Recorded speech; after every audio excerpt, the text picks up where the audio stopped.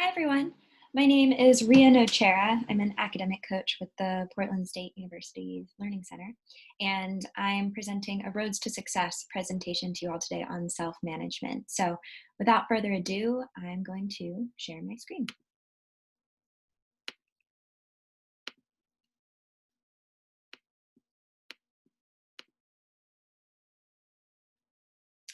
So taking control of the clock, strategies for self-management. So as I said, I work for the Learning Center. I'm an academic coach, and there's a couple of things that we do at the Learning Center. So one of those is tutoring. Obviously, right now, we're not able to offer in-person services. All of our services are still available. They're just remote, they're online. So we offer online tutoring. We also offer online tutoring just all the time. We offer these college success courses for students who want to increase their academic skills and capacity. We offer academic coaching, which is what I do. It's a one-on-one relationship that helps to support you in your academic success, and that looks really different for everybody. But it's a little bit like having a buddy or an ally within your academic process, and we work together to create goals and just figure out how we need to navigate barriers in order for you to be the best student that you can be. And then we have Roads to Success presentations where we come to certain classrooms and teach different learning strategies and skills. So that's what I'm doing today.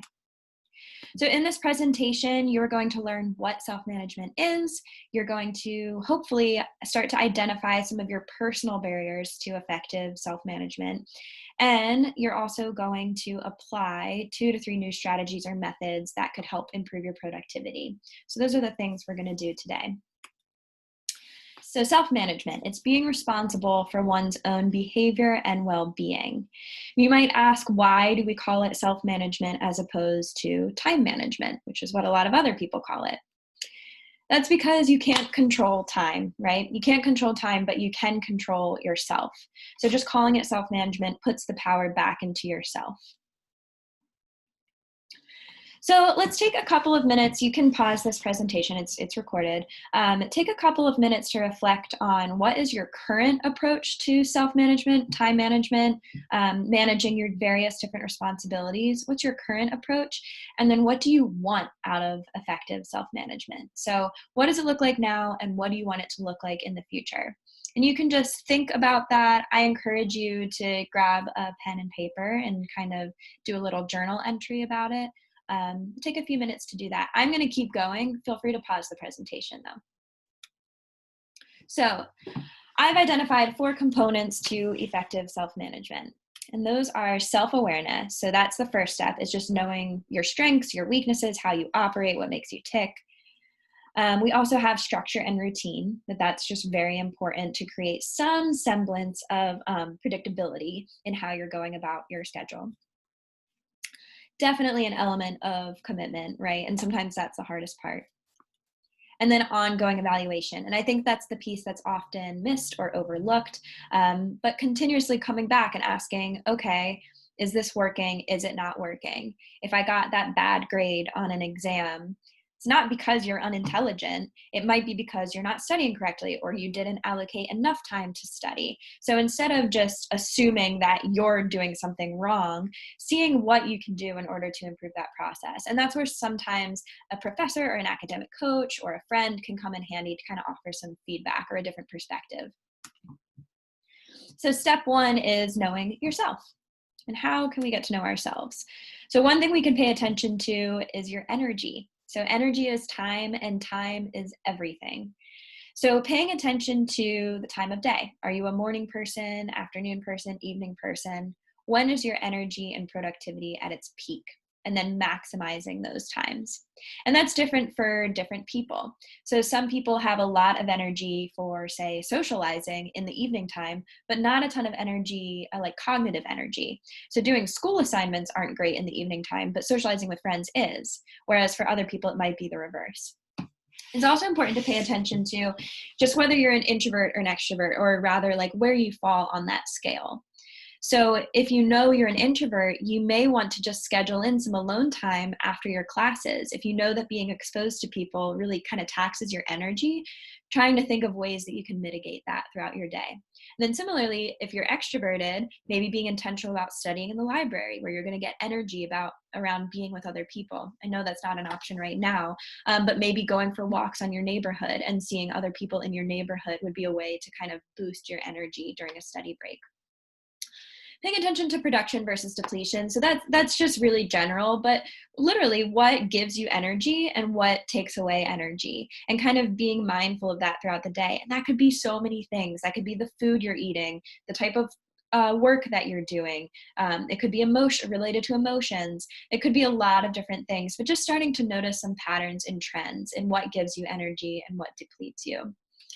And then just a thought on stress. We typically think of stress as being this bad thing. I would imagine a lot of you are stressed out about finals maybe right now. But just think about this, you're stressed about finals.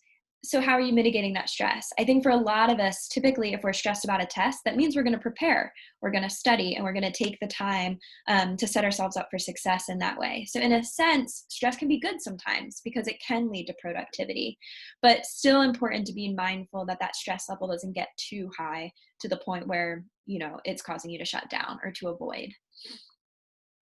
And then my tip for starting to keep track of these things, you could always try keeping a journal to start to write down and notice some of the trends that you want to pay attention to. One more thing on energy. So I think it can be helpful to kind of think about what type of a battery you have.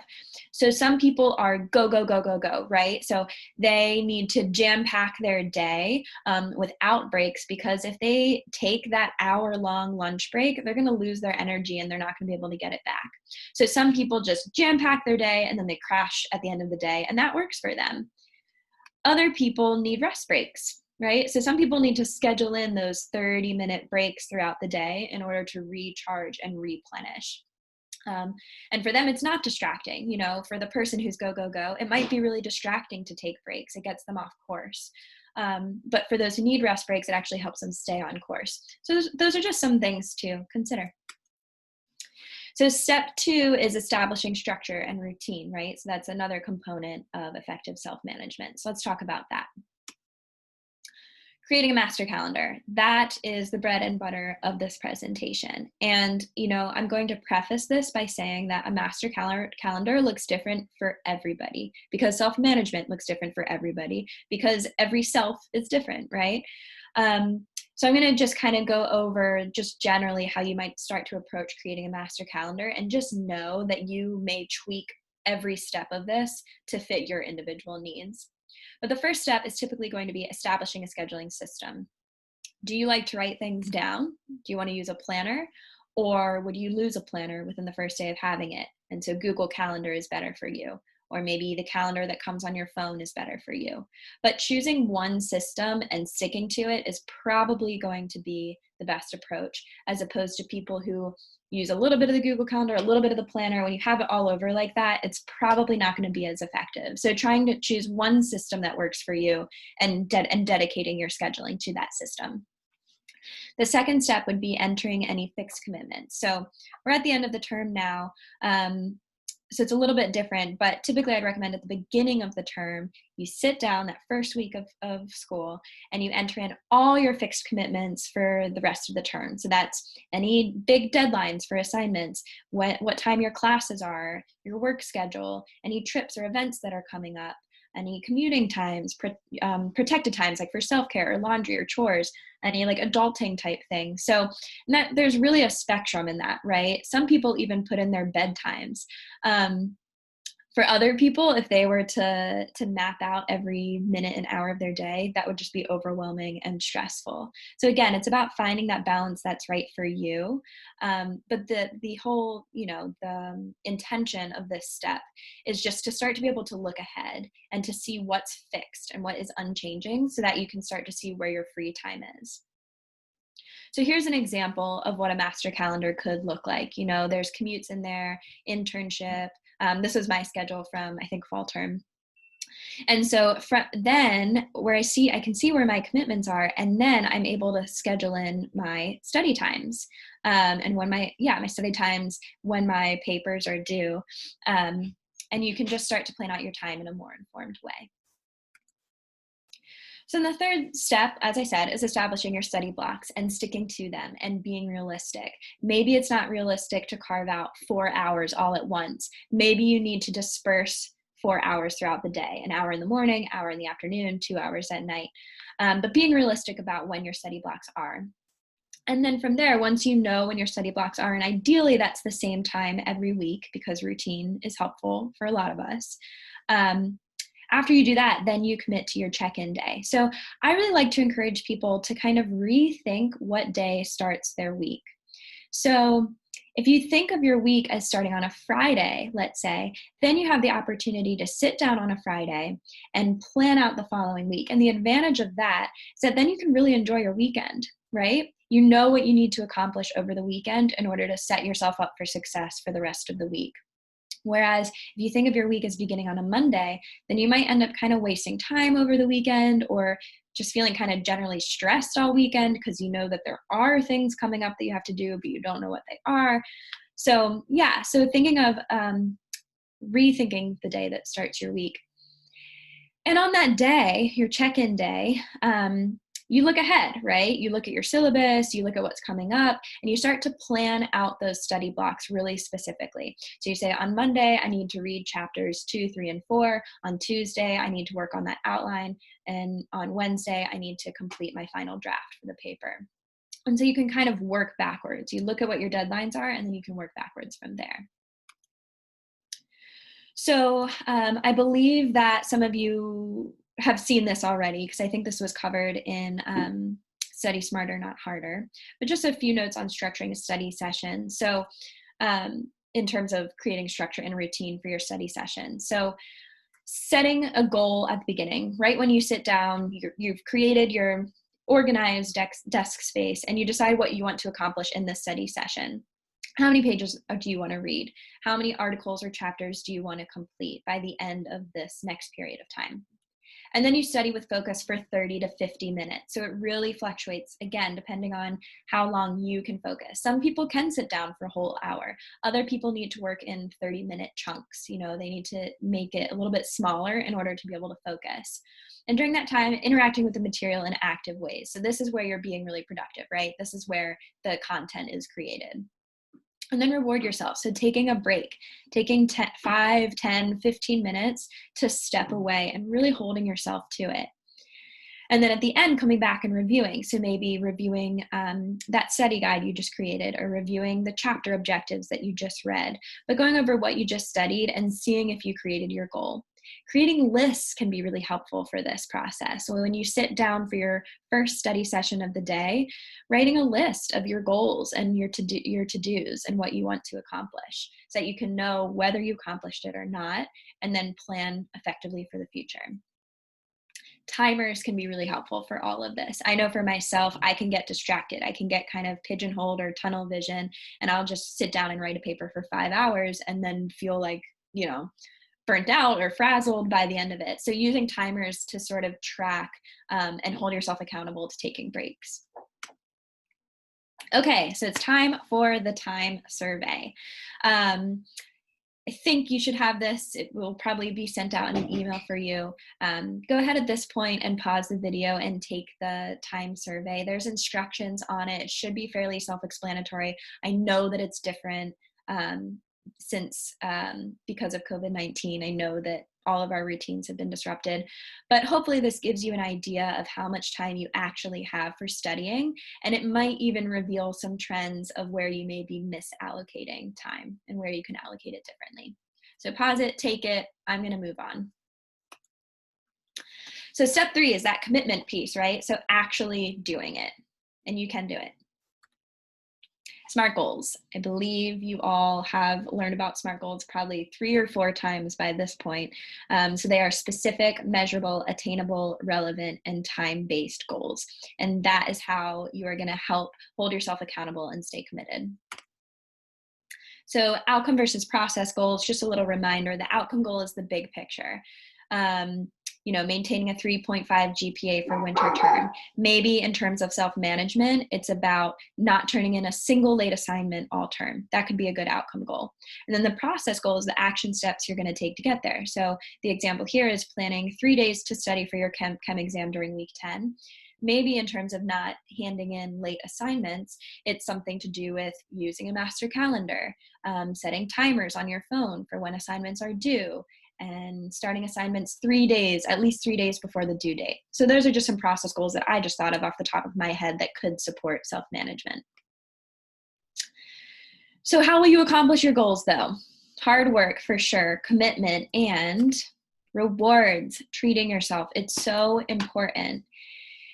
If you just buckle through and do your work without rewarding yourself at all, that's just going to lead to a really unhealthy relationship with your education. So what is rewarding for you? Why are you in school? Why is it important for you to get this grade on the test?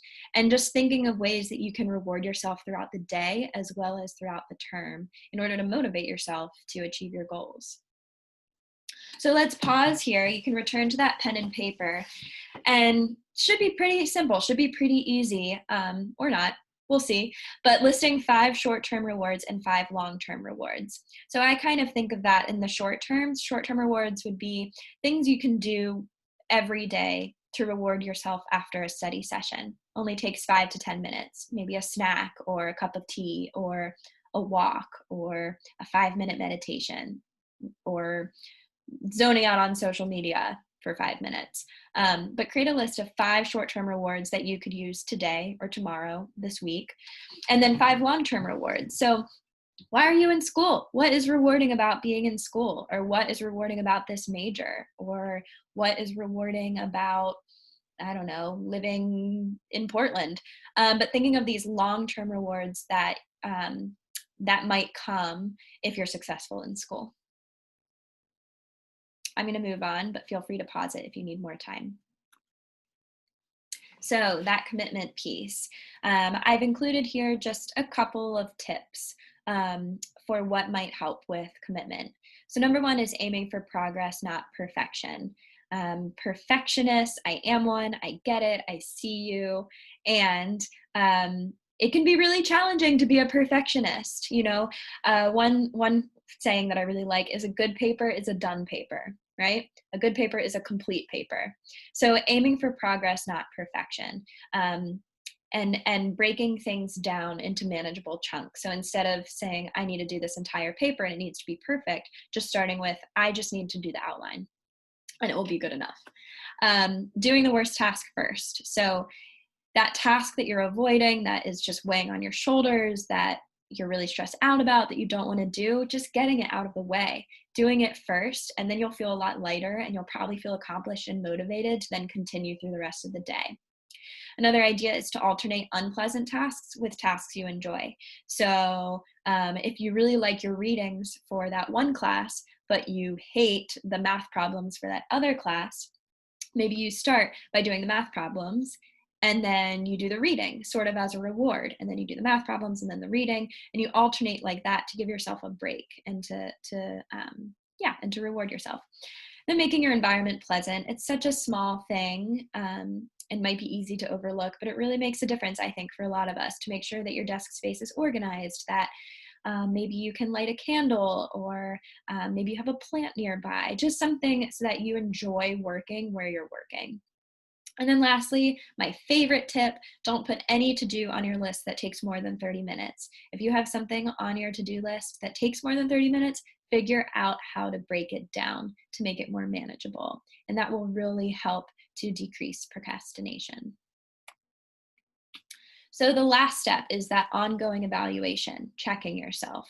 So self-reflecting, what's working and what's not working. Again, avoiding the urge or the tendency to blame yourself or to attribute a failure to your self-worth. Try to avoid that and instead just approaching it objectively. Okay, so studying, I studied for the right amount of time. I devoted 12 hours of studying to that exam. However, I wasn't studying actively. Maybe next time I need to actually create a study guide instead of just reviewing the chapter. And acknowledging that every term is different, right? I mean, the schedule, the course load, what's happening in your personal life, every term is different. And so it's important to evaluate what worked for one term, maybe apply that to this term, but also just note what's different and how you're going to adapt.